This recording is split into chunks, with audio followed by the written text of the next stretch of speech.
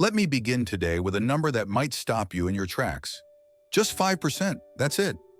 Only 5 out of every 100 people over the age of 70 can still do 5 simple everyday things. Not run a marathon, not climb a mountain, just basic functional movements that quietly separate those who continue to live independently from those who begin to rely on others for everything: getting dressed, moving around the house, even standing up from a chair. And here's the more important part: those 5 things aren't about luck or good genes. They're not reserved for elite athletes or lifelong health fanatics. They're simply the outcome of small decisions made every day over years, choices about movement, mindset, and meaning. The unfortunate truth is this: many people don't realize they're losing these abilities until it's already too late. One day you feel a little more winded going up the stairs. The next you need to push yourself off the floor with both arms. Eventually those little things become permanent limitations, and limitations become dependence. But aging doesn't have to mean decline. It can mean wisdom. It can mean strength, just a different kind of strength. The kind that lets you get up off the floor without help. The kind that keeps you walking, lifting, moving, and living with purpose. That kind of aging is not just possible, it's trainable, achievable, and real.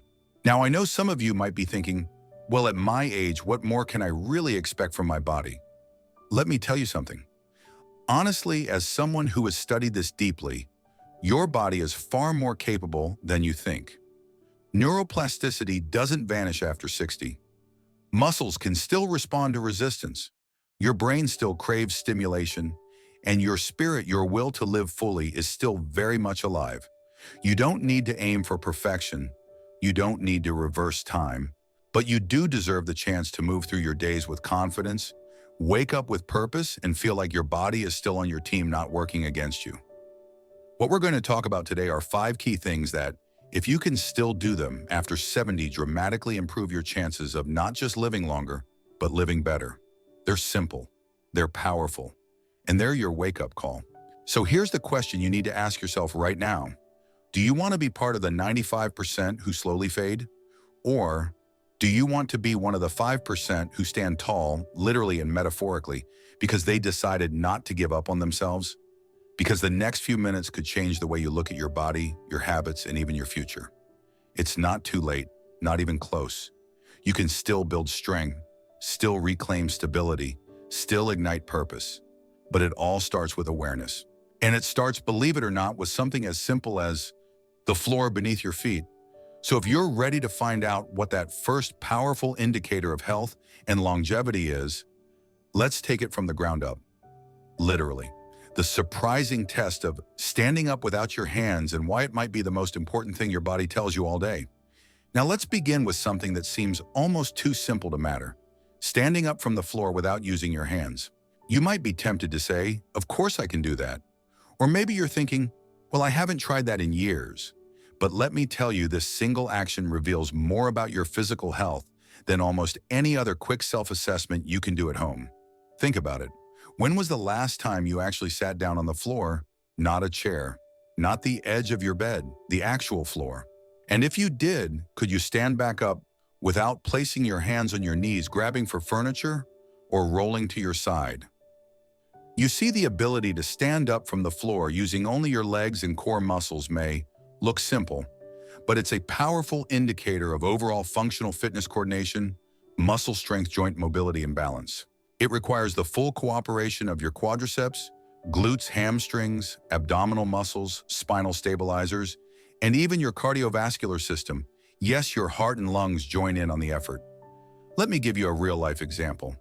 Frank is 74 years old. A few years ago, he slipped while reaching for a book that had fallen under his couch. Nothing serious, just a slow slide onto the carpet. But then he realized something troubling. He couldn't get back up without crawling to the wall and using both arms to push himself upright. No injury, no pain, just a quiet, uncomfortable truth. His body wasn't as strong or coordinated as he thought. That moment stayed with him. It wasn't dramatic, but it was a wake-up call. And here's the science to back it up. In a major Brazilian longitudinal study published in the European Journal of Preventive Cardiology, researchers followed over 2,000 adults aged 51 to 80. Participants were asked to sit on the floor and then stand back up with as little assistance from their hands, knees, or other support as possible. What they found was stunning. Those who could perform the movement unaided were 5 to 6 times more likely to still be alive 6 years later than those who struggled or needed multiple supports. Why? Because this simple movement reflects the combined integrity of your muscular, skeletal, and nervous systems. When you lose the ability to perform it, it often means that decline has already started, and not just physically, but neurologically too. It's not just about strength. It's about control coordination, proprioception, your body's awareness of its position in space and mobility. Your ankles need flexibility. Your hips need freedom. Your brain needs to communicate clearly with your muscles. Your breathing needs to stay steady, not leave you gasping from the effort. In short, it's not just a movement, it's a message. And here's the good news, this is a trainable skill. You're not stuck. You can rebuild this ability at any age.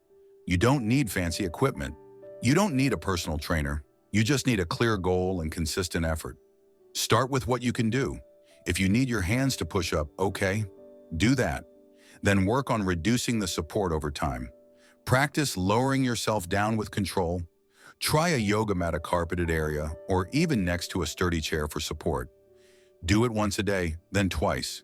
Track your progress, not for perfection, but for function.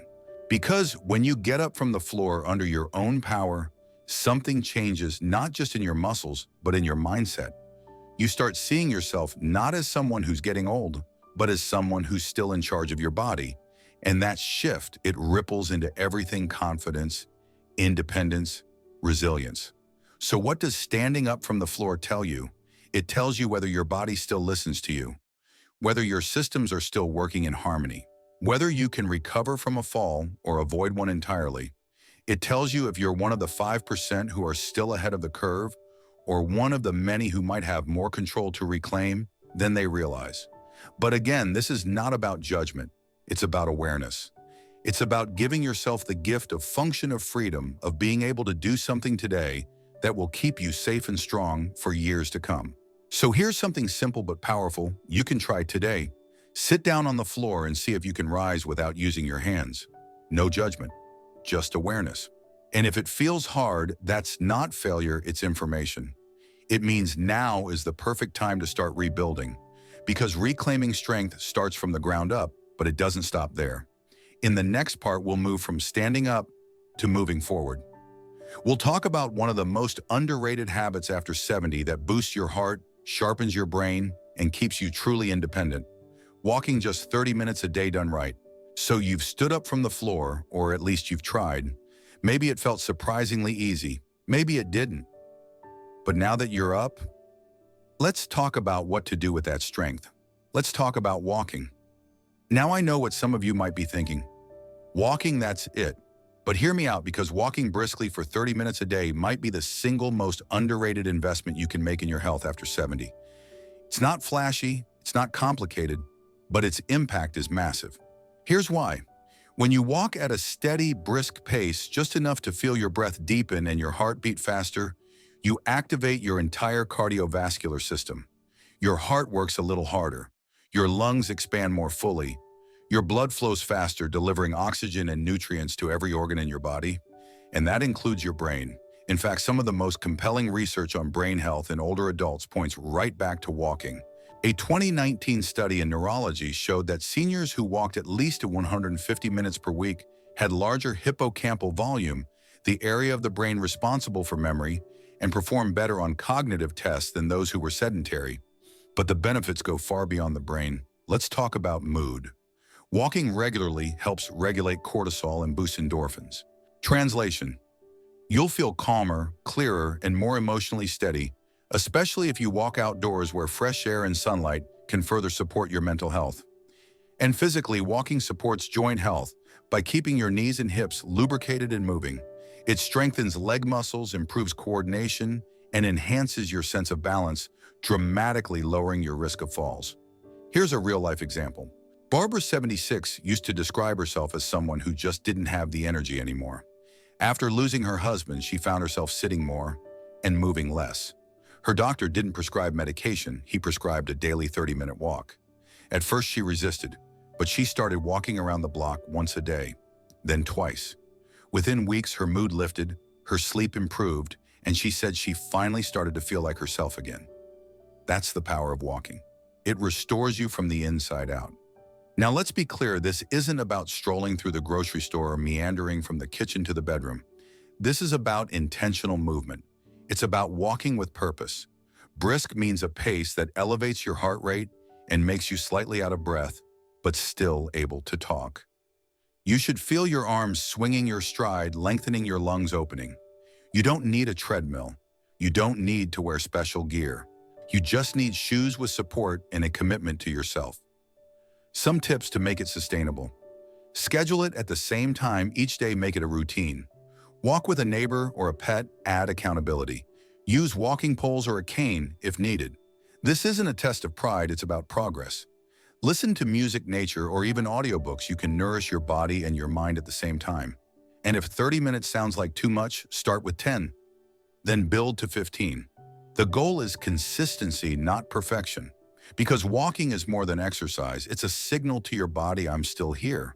I'm still moving forward. And it's a reminder to yourself that aging doesn't mean sitting still. It means adapting, persisting, and staying in motion. There's also something symbolic about walking. Every step is an act of faith that your body will support you, that your legs will carry you forward, that your life has more paths to explore. The truth is, the ability to walk without discomfort or exhaustion is one of the strongest indicators of long-term independence in older adults.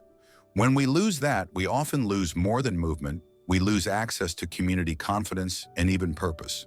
But when we protect it, we protect our freedom. So take that walk today, even if it's just around your driveway. Give your heart, your brain, and your spirit the rhythm they crave. And once you've built the habit of movement, we take the next step, to strength. When your legs are strong enough to carry you forward, something else begins to shift. You start feeling capable again. But walking alone isn't enough. There's another kind of strength we don't talk about nearly enough in older age, the kind that helps you lift your groceries, carry a suitcase, or even pick up your grandchild. That kind of strength doesn't just make life easier. It helps you stay independent. In the next part, we'll explore exactly what it means to lift just 20 pounds and why building that ability back could be one of the smartest things you ever do for your body, your mind, and your future. After you've walked a mile or maybe just around the block, you might notice something surprising. You feel a little stronger, a little more upright, a little more you. That's the gift of motion. But the next challenge is this: what happens when you need to lift something? Because one thing is certain, after 70, strength is no longer optional, it's essential. Let's talk about lifting 20 pounds, not 100, not a barbell in the gym, just 20 pounds. The weight of a typical grocery bag, a small suitcase, a toddler, a laundry basket, or a few stacked books. It may not sound like much, but for many people in their 70s and beyond, this everyday task becomes difficult or worse, impossible. And that shift quietly steals away independence. Suddenly, the things you used to do without thinking, carrying groceries inside, picking up a garden pot, helping a spouse out of a chair, require assistance or avoidance. But let's be clear, this kind of strength isn't about showing off. It's about function. It's about being able to handle the tasks life hands you literally. Here's the science. Muscle mass naturally declines with age, a process known as sarcopenia. Without intervention, most people lose 3 or 8% of their muscle mass every decade after 30, and that rate accelerates after 60. Less muscle means slower metabolism, weaker bones, impaired balance, and reduced ability to recover from illness or injury. But what if I told you this muscle loss is not inevitable? Yes, it's common, but no, it's not irreversible. Your muscles, no matter your age, respond to resistance. That means your body is still capable of building strength even in your 70s, 80s, and beyond. It's slower, sure, and recovery takes more care. But the adaptation is still there, waiting to be activated. Let me share a real example. George is 78. He had no interest in weights, never went to a gym in his life. But one day his daughter noticed he was having trouble lifting a folding chair from the garage. He brushed it off, but deep down he felt it. So he started doing simple exercises at home, lifting soup cans, then water bottles, then small dumbbells. 10 minutes a day. That's it. Within 3 months, he could carry a 20-pound bag of birdseed without strain. More importantly, he said, I felt like I could trust my body again. That trust, that's priceless. Building strength isn't just about your muscles. It reshapes how you see yourself. Many older adults start to internalize weakness, not just physically, but emotionally. They move less, help less, retreat more. But when you feel stronger, you act stronger. You show up more fully. You engage more freely. You start to say yes to life again. So what can you do? Start where you are. Try lifting something with both hands that weighs around 10–15 pounds. It could be a bag of flour, a gallon of water, or a basket of laundry. Focus on proper form, keep your back straight, engage your core, bend at the knees. Then build from there. Use light dumbbells or resistance bands. Incorporate bodyweight movements like wall push-ups or chair squats. Lift things you already use at home: cans, towels, even books. Do it slowly. Do it consistently. But most of all, do it with intention. And remember, it's not about chasing youth. It's about holding on to your autonomy. Every pound you lift today makes you better prepared for the unexpected tomorrow. Whether it's catching yourself from a fall, getting off the floor, or simply living without constant worry. Strength also protects your bones. It supports your joints. It helps regulate blood sugar and inflammation. And it can even improve your sleep quality.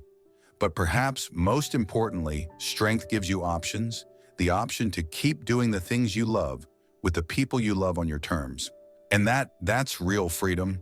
So the next time you lift a bag of groceries or a basket of laundry, remember, it's not just about weight, it's about reclaiming your independence one small lift at a time. And if this message is helping you rethink what strength looks like after 70, consider giving this video a thumbs up. It lets us know we're helping the right people at the right time. Don't forget to subscribe for more simple science-backed tips for living stronger, longer, and with more purpose. Because in the next part, we're not talking about how much you can lift, but how well you can stand. We'll explore the 10-second balance test that quietly predicts your risk of falling, your brain's coordination, and even your neurological health. So stay with us. Your next step could be your most important one yet. Let's take a moment now, not to move forward or lift or walk, but simply to stand still. Sounds easy, right? But here's a challenge for you.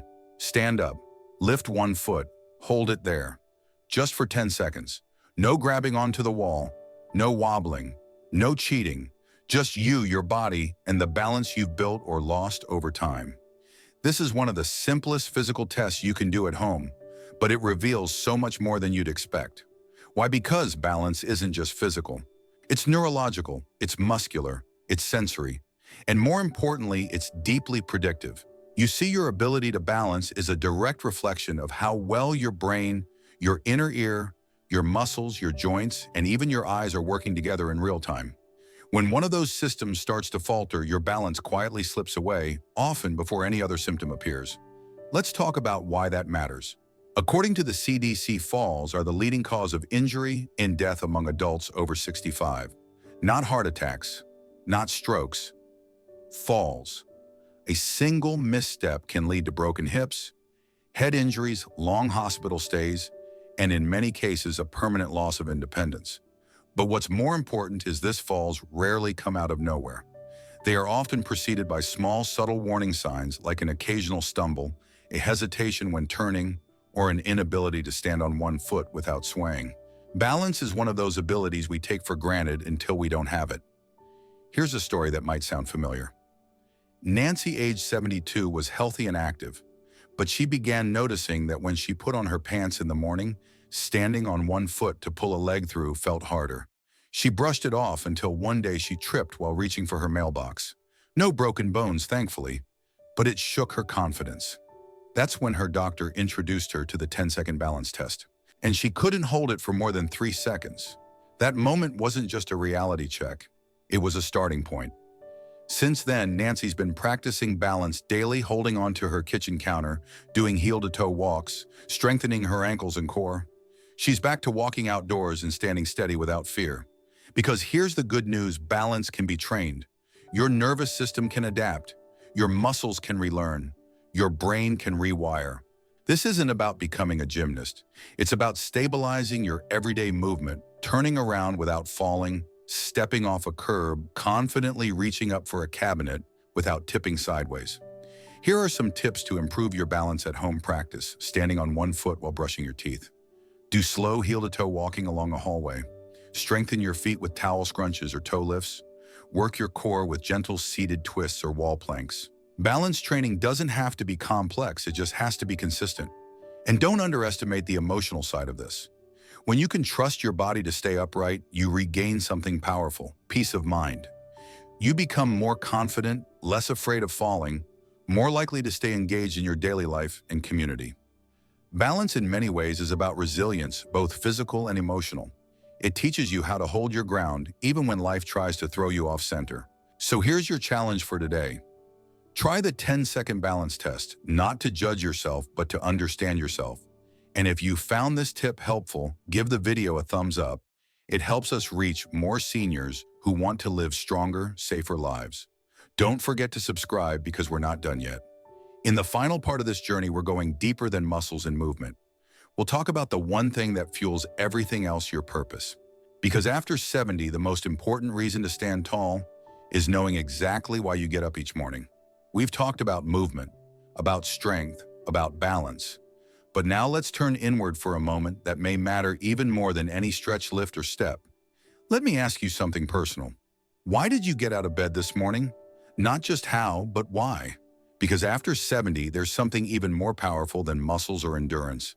It's called purpose, and it may be the most important factor in how long and how well you live. You see, as we age, it becomes easy to focus on what we can't do. The routines that have changed, the friends we've lost, the roles we no longer play, and slowly, quietly, the days start to blend together. But purpose changes that. Purpose gives your life shape. It gives your choices meaning. It gives your body a reason to keep showing up. Science agrees. In a long-term study published in JAMA, Network Open, older adults with a strong sense of purpose were found to have lower risk of stroke, reduced incidence of heart disease, better sleep and faster recovery from illness, and even reduced risk of Alzheimer's and depression. That's not just philosophy, that's biology. When you have a reason to live, your body responds with resilience.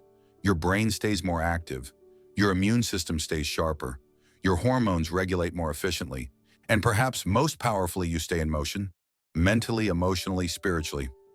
Let me tell you about Walter. Walter was 82 when his wife passed. They had been together 57 years. After her funeral, he didn't leave the house for nearly 2 weeks. He barely ate, barely spoke.